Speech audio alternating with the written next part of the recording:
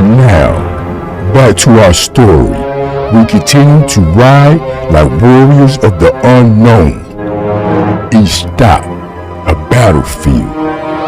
Each transfer, a test. Will our young traveler survive the layovers? Or will the madness of the road swallow him whole? Patience, Smudge. Some rides take longer to master. The buses whistle, the strangers watch, and the tale unfolds. Chapter 2. Transfers. Man, where we going? There are levels to riding the Greyhound. You got the first timers, wide-eyed, clutching their ticket like it's the golden pass to a new life, not knowing they about to spend the next 14 hours crammed next to a stranger who smells like a mix of regret and gas station food. Then you got the seasoned riders, the ones who know exactly which seats don't recline, which stations got the best vending machines, and how to make 2 bags of chips feel like a real meal. And then there's us. We weren't just riding the Greyhound, we were living it. Other people had homes, neighborhoods, where you from answers that made sense.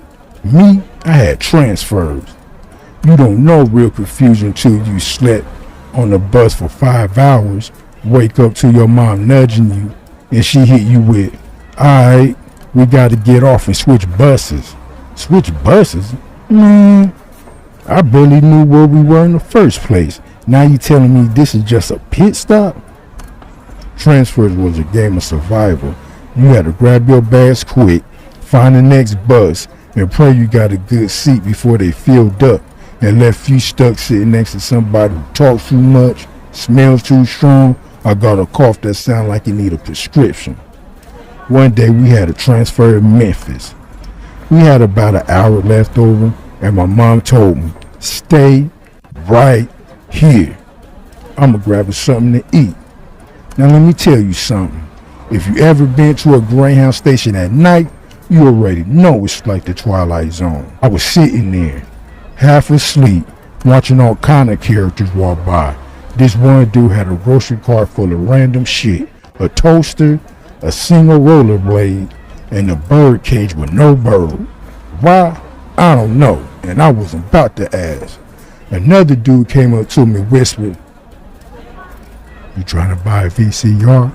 A VCR? Bro, what was I gonna do with a VCR on a bus? Then there was this old lady sitting across from me, who stared the whole time.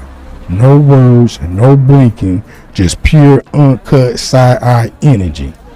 By the time my mom came back with some gas station sandwiches and a juice, I was already mentally exhausted.